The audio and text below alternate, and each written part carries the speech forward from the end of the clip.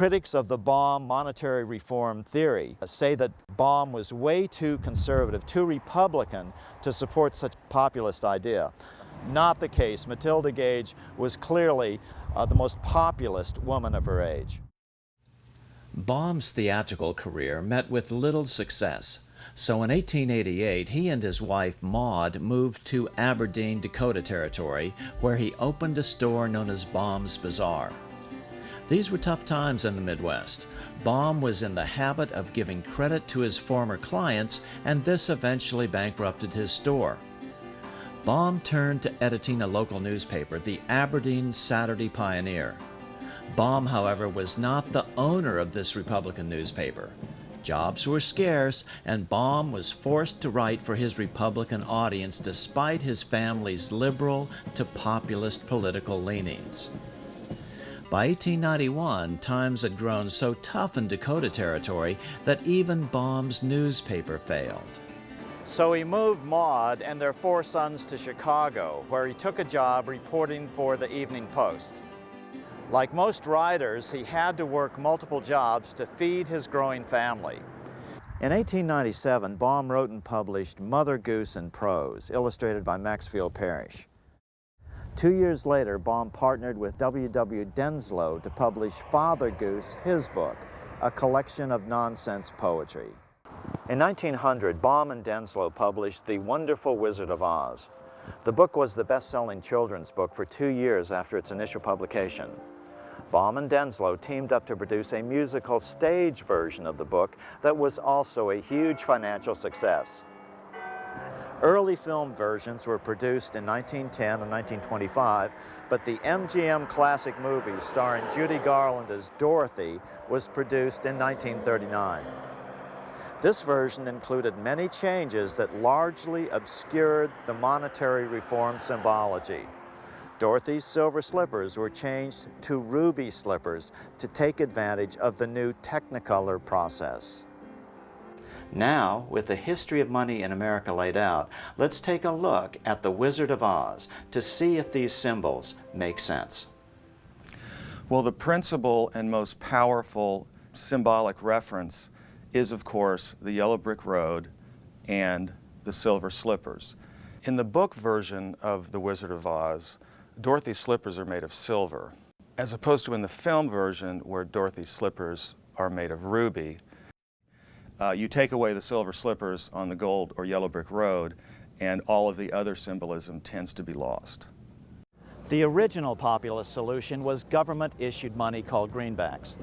But the greenbacker movement had failed, so the populists had switched to expanding the money supply with government-issued silver coins. The underlying dispute, however, was not what money was made of, but who should issue it, private bankers or the people themselves through their representative government. The first person Dorothy meets along the way is the Scarecrow, representing the supposedly ignorant Western farmer. Although he thinks he doesn't have a brain, the Scarecrow proves to be very clever at figuring things out on the trek to Washington. And this was Baum's way, perhaps, of saying that the farmer, in fact, did understand the basics of economics, and that an expansion of currency was, in fact, a legitimate way of improving the condition not only of the farmer, but of the economy as a whole. Next, Dorothy and the Scarecrow meet with the Tin Woodman, Baum's symbol for the factory worker. As Professor Hugh Rockoff of Rutgers University put it in his 1990 article in the Journal of Political Economy, "The Tin Woodman was unhappy, for he had lost his heart, a powerful representation of the populist idea that industrialization had turned the independent artisan into a mere cog in a giant machine." And what he needed was some oil or liquidity. He needed the liquidity of more money in the system. The Tin Woodman had joined the ranks of those unemployed in the Depression of the 1890s, a victim of the unwillingness of the Eastern gold bugs to countenance an increase in the stock of money through the addition of silver. After his joints are oiled, the Tin Woodman wants to join the group to see if the wizard can give him a heart. He too will learn that the answer is not to be found at the end of the yellow brick road, but within himself. And then there was the Lion, who represented William Jennings Bryan. Bryan was actually called the Lion of the Silver Movement. He was the leader. Bryan was considered a coward because after his loss in 1896, he backed away from the Free Silver movement. According to Professor Rockoff, the last character to join the group is the Cowardly Lion. This is Bryan himself. The sequence is not accidental. Baum is following history and suggesting that the movement was started first by the Western farmers, was joined by the working man, and then, once it was well underway, was joined by Bryan. The Roaring Lion is a good choice for one of the greatest American orators. So off go the four unlikely companions, headed for Oz along the dangerous yellow brick road in hopes that a powerful wizard will grant their requests. Some experts view this as symbolic of the very first march on Washington, that of Coxey's army in 1894, to try to break the Depression. Jacob Coxey was a successful businessman who led a march from the Midwest to Washington, D.C. to seek redress for the economic plight of millions at the time who were suffering during the crisis of the Depression of 1893. He marched with a so-called industrial army. These were just unemployed men. So this trek is often seen as inspiration behind Dorothy and her group's trek to the Emerald City to seek redress from the Oz, or the President of the United States. Coxey was hoping to meet with President Cleveland. However, he was arrested for trespassing, jailed, and his movement was dispersed. Coxey was a greenbacker, and his idea was simple. The federal government should build public works and pay for them by printing money. At the time, the idea seemed to be the wildest kind of extremism. But given unemployment of 18.4%, few modern economists would be prepared to dismiss such a proposal out of hand. On the trek to Oz, the Cowardly Lion falls asleep in a field of poppies. But why poppies? The poppies were representative of the opium wars that Bryan was opposed to. Poppies are a source of opium, and falling asleep in the field of poppies symbolizes the populist fear that Bryan would fall asleep in the midst of these new issues. The lion was rescued from this field where he was sleeping by a bunch of little field mice who, it said in the book, alone, of course, they wouldn't have been able to move this giant lion, but when they all got together, they were able to move him together. So this was like an excellent image of the populist movement, how a lot of people who had no power in themselves or alone, if they knew the direction in which they wanted to go, could move mountains, could actually have a major impact. There's a great deal of symbolism in the book that was lost in the movie, that there's just so much of it. There's no way that it couldn't have been reflective of this monetary reform movement. And some of it is just very pointed, like it couldn't mean anything else. For instance, there's one passage, when they get to Oz and she's shown to her room in the palace, she goes through 7 passages and up 3 flights of stairs. Well, it just means nothing unless it means the crime of 73, which to all populists meant that statute which had revoked the ability of the people to bring their own silver to the mint. It is not surprising that the layout of the Emerald Palace should reflect the numbers 7 and 3. The crime of 73 was a crucial event in populist monetary history. The 2 wicked witches were the East and the West. The 2 banking powers at that time were Rockefeller and Morgan. And J.P. Morgan headed the Wall Street bankers in New York and ultimately got his funding from Europe. The Wicked Witch of the West could represent the Rockefeller interest. Based in Cleveland, based in the Midwest, Rockefeller was dominant in the West and Morgan was dominant in the East. So when Dorothy first lands in her house and kills the witch, she gets the slippers, which are the power of the witch. They're no use to you. Give them back to me. Give them back. Keep tight inside of them. Their magic must be very powerful, or she wouldn't want them so badly. So the power of the witch is the power to create money. Dorothy doesn't realize that she now has that power on her own feet, the power to create money. Dorothy and her troop are then told that they must go kill the Wicked Witch of the West. Bring me the broomstick of the Witch of the West. But if we do that, we'll have to kill her to get it. She hurls near-biblical plagues at the group, wolves and crows and black bees, all of which they defeat.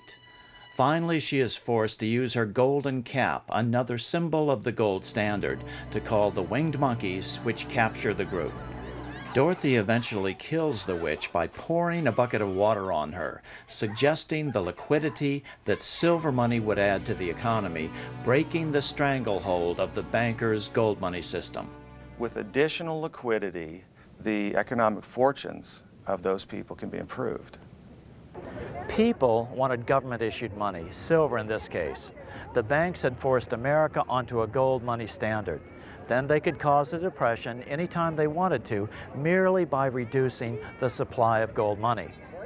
When they return victorious to the wizard, Dorothy is asked to sew the wizard's getaway balloon out of green cloth. Then the wizard accidentally leaves without her. Fortunately, Dorothy is able to seek out Glinda, the Good Witch of the North. Oh, will you help me? Can you help me? Dorothy is then told that the power to solve her problems has been with her all along. She only needs to click the heels of her silver shoes together 3 times. Like Dorothy, America itself had the power to solve its problems simply by expanding the money supply, government-issued silver money.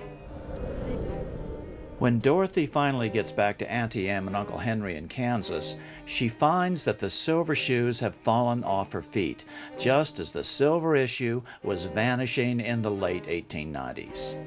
And Baum was right. The silver cause would become a distant memory once the United States became firmly committed to the gold standard with the passage of the Gold Standard Act in 1900. The same year, The Wonderful Wizard of Oz was published. L. Frank Baum never admitted embedding the symbols of monetary reform in The Wizard of Oz. Consequently, some fans vehemently deny that there is any connection. However, the period immediately after the book's release may offer some helpful clues regarding his motives. References to current affairs appear in a number of Baum's later works. In 1901, Baum worked on a comic opera entitled The Octopus or the Title Trust. This was while he was still trying to break away from writing any additional Oz books. However, the public pressure became too great as The Wizard of Oz continued to grow in popularity. Eventually, Baum appeared to lose all interest in politics as he became wealthy from having written what would become the most popular children's story in history.